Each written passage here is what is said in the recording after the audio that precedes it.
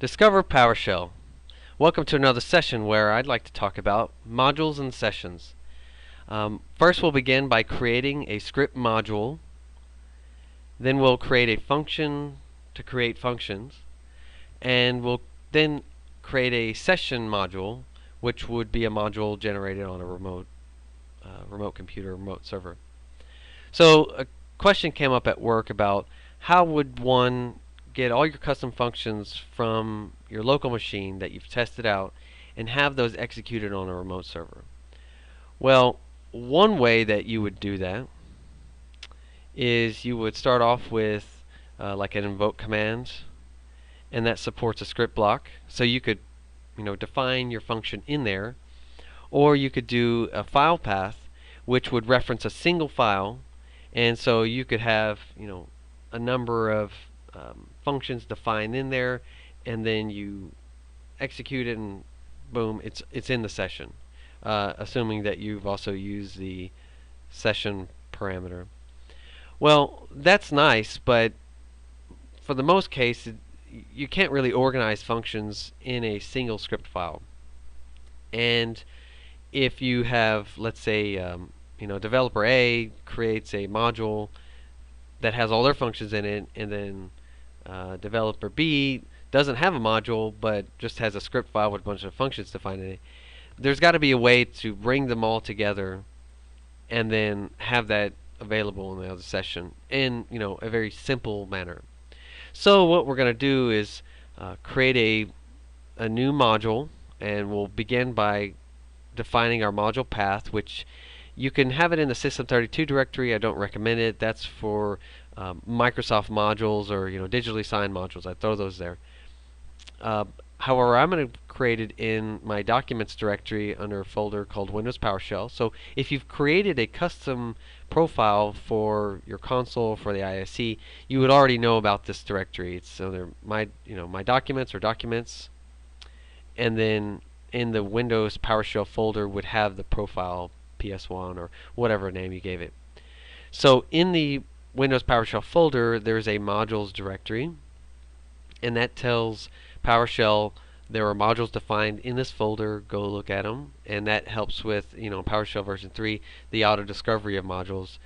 It has to be inside here, and then our module will be in a folder called Modules in Session, and this name will be reused when we create a manifest file. So a manifest file defines the functions, aliases, commandlets that are exported in the module, and it if you had a commandlet, so you've compiled a DLL with all these commandlets in it, you would create this manifest file and reference that DLL.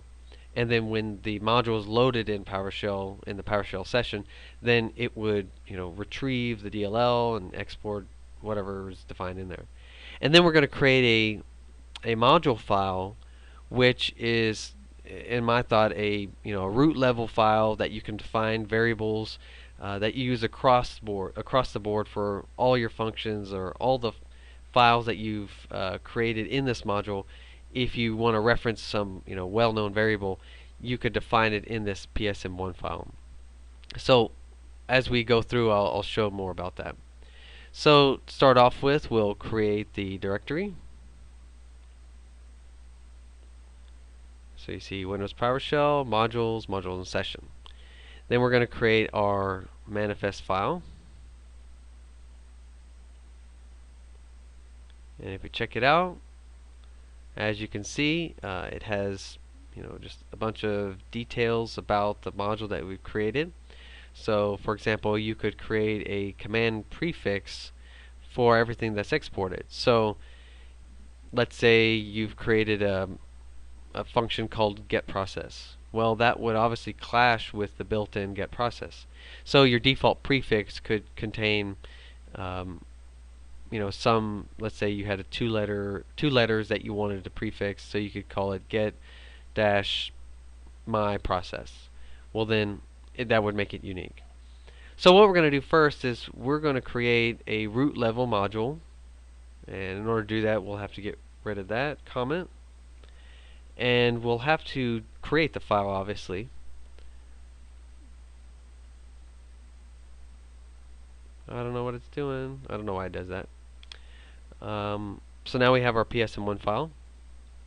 And like I said, this is where you could create, your custom variables. So call it uh, my name equals Michael. And then any other script that you've loaded in this module will have access to the my name variable. So this is a place for in the module session. This is where you could define variables and whatnot. So we don't need that.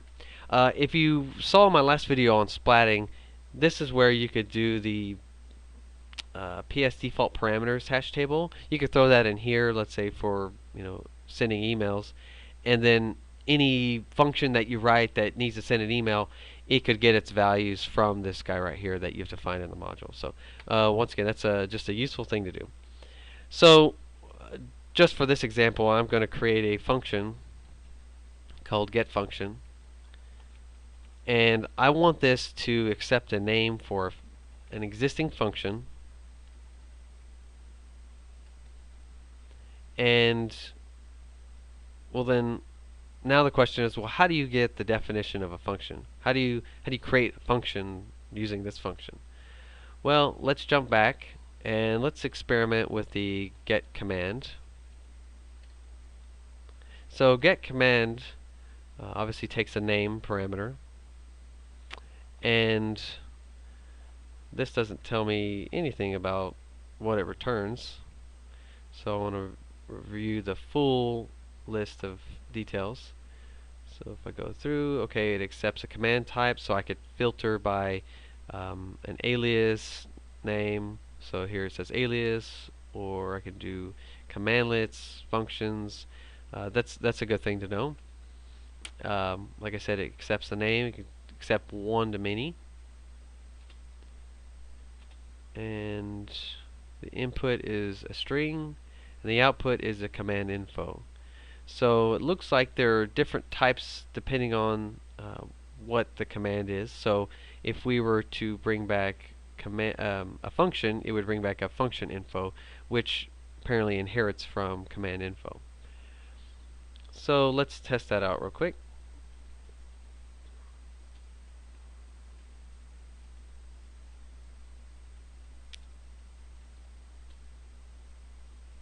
And here I could guarantee that it's only a function that's returned. And so we have a prompt defined, which is how this is created with the prompt. I could override that prompt function and make it, not show my name, or to, start in a different directory. So if I run this again and pipe it to get member, you can see that the function info object type contains a definition. So let's get the definition.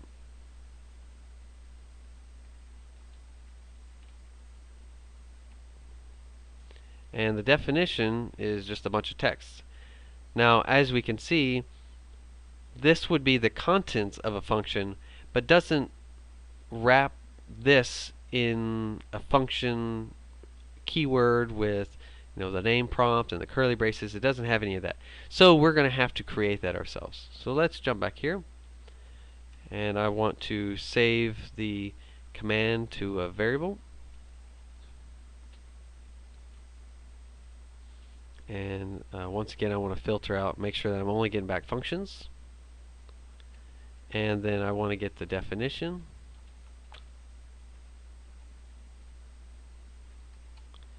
And the definition, as we saw a moment ago, only contains the contents of a function. So we want to build a string to contain the the function keyword and the name of the function.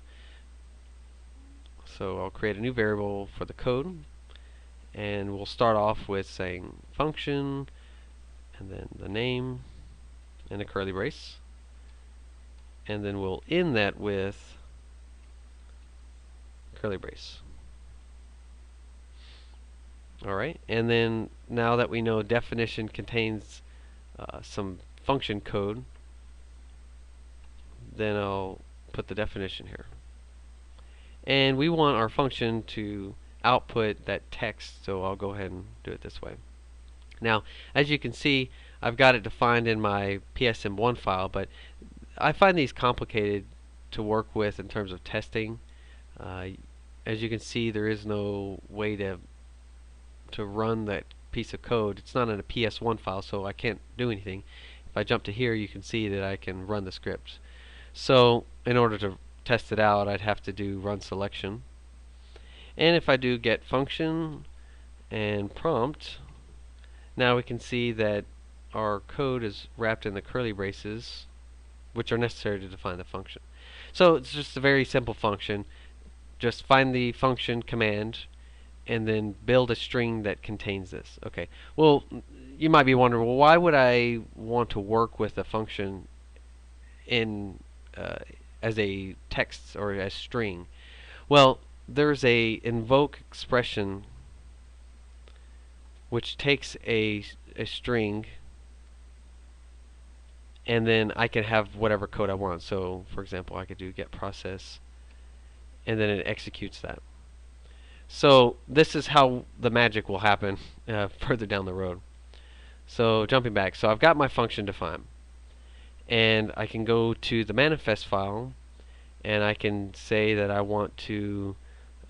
Well, since I've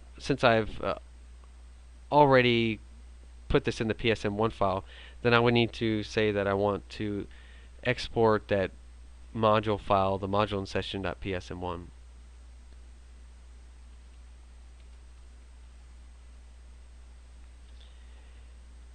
And so far, all my module is these two text files. So if I open up a new session and listed all the modules, you'd see that module in session contains one exported function. Okay, that's pretty simple enough. If I wanted to not output this, if I didn't want this to be available, rather, if I didn't want to export it, then I could jump to my functions to export and do like an itemized list of what I wanted exported. Okay, so we've got this. Now I want to create a new function, just a really simple one that will get the computer name.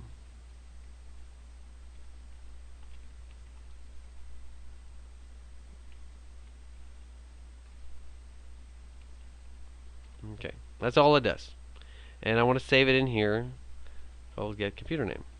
Now, the reason why I'd like to do it this way, even though, if you had 100 functions, it'd be 100 different files, I like each function to be in their own script file, a PS1 file, because it helps me simplify making changes. So I could go to just this one file, make a change, and then save it. I don't have to worry about managing, one giant script file. That is useful, and as we know, if we do invoke command, you can do the file path. So that would be useful if I wanted to have one single file with all the functions, but after a while it just becomes difficult to maintain. So we're not going to do that. So I've got my PS1 file. I jump down to scripts to process,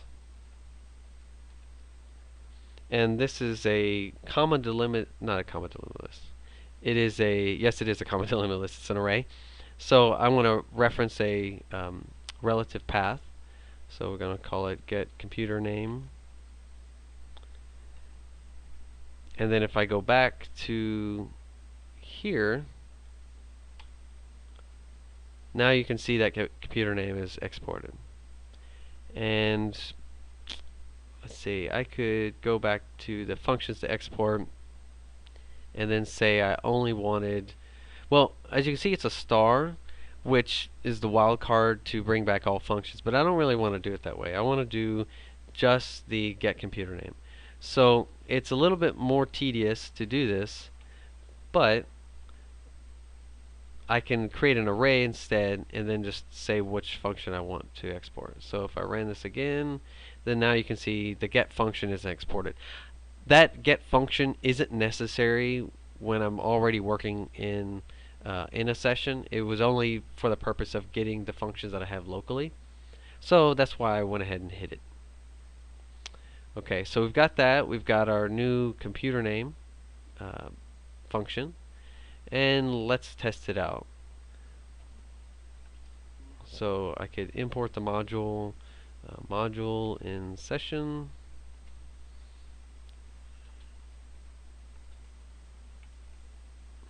Okay, looks like it didn't find that for some reason. Well, let's just test it out real quick. Okay, I don't know why I didn't return the names. Maybe I gave it the wrong name. I don't know. So as you can see, the get computer name exists, and if I wanted to test this out, I could go ahead and just create a new session here. So just to recap, we created our module manifest.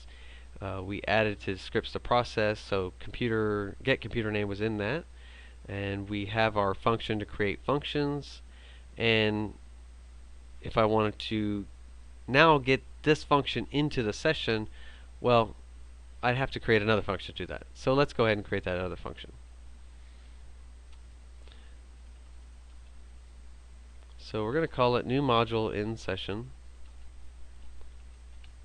and this is going to take the session object and the string code that we created earlier by this function. That's going to be passed into the new module in session. And then what we're going to do is call invoke command on the session. Now you might be asking, well, why did I do the session instead of like computer name? Well, computer name creates a session, does whatever, and then closes a session. But I want to keep whatever is executed by this function in the session so that it's available as I continue to work. So I'm using the session object.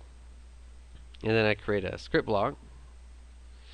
And the script block is going to invoke the expression, which is my code. And so invoke command runs on the remote server.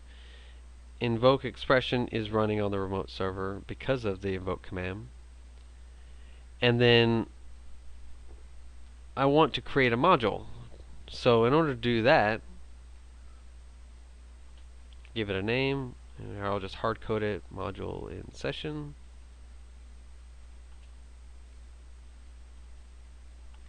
And then my script block will contain this invoke command. And then I can pipe that to import module, so it's imported immediately.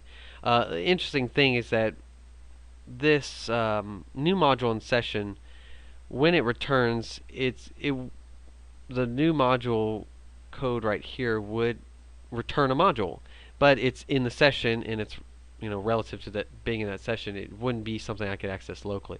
So that's why I'm going to go ahead and import it. Just simplifies the whole process. I don't need this command to actually return anything.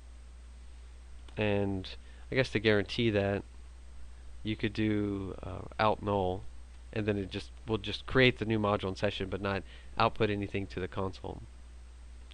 So we've got our new module in session. Well, let's test that out.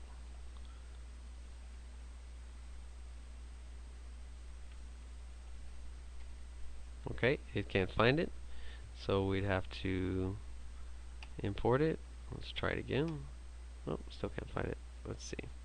I think another thing is that when you do the import, you have to do a force, which I didn't do.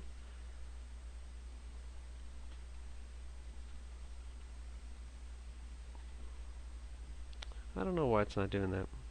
That's interesting.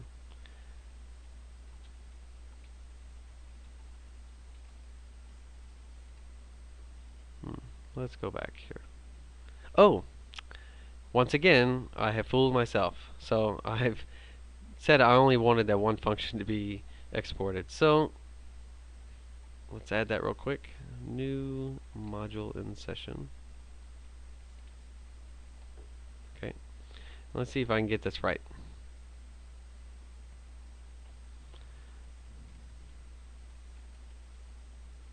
There we go. So we've got our new module in session, which takes a session object. Let's just say I made up one. And then our code. Okay, so let's try and use that. So first we're going to create our session. And we're going to do it with, in this case I only have one VM. other than this local one. So I'm going to create to the domain controller, and then new module in session, and then my code. I'm going to call my get function. Oh, and once again, I fooled myself because it's not exported. So I'll go ahead and just put it back to where it was to keep it simple. But that's another thing you'd have to work out is, what functions you want exported. And then prompt. Oh, actually, we're going to do our get computer name. Okay, well this didn't work because once again, I don't have the new module imported. Yeah, the new module changed. So here we'll use the force, and let's see, new module in session, and where did it fail? Invoke expression. Okay, well let's test out this code to see what it does.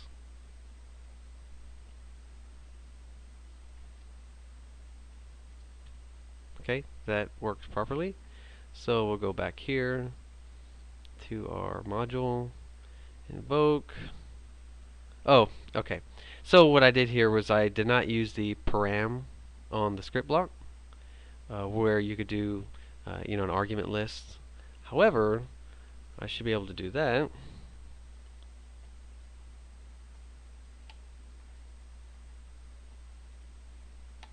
And now it worked. So in version 3 of PowerShell, you can use using : and that will take whatever variables outside and include it in that script block. Otherwise, I would have had to have created a param, which I would have done, like that, and had the code, and then, did some argument list magic like that, and that gets kind of annoying. So I didn't do that, and obviously I forgot that this was available. So we did that real quick.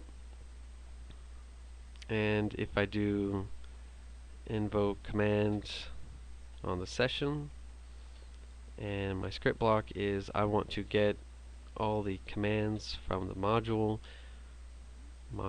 in session, and there we go. We've got our computer name, which was exported. So in this code, all I did was get the one function and export it. If I wanted to, previously where I had hidden this from this piece of code right here, where I had hidden that function, what I could have done was had the module in session accept a module parameter and then call this internally. So that's probably where I was trying to go with it, and I just totally drew a blank. So now that we've got creating a new module in session, let's make an easier way to get the module that's imported in the session. So we'll say get module in session,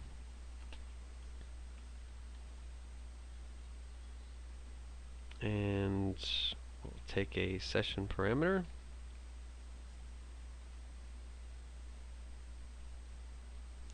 and as we saw here, all we did was get the we'd executed this script block, so pretty simple.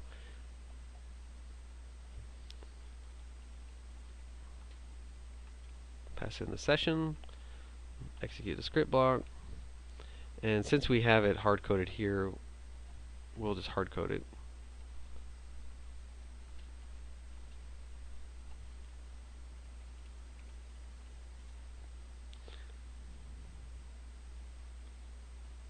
Okay, so let's import the module again.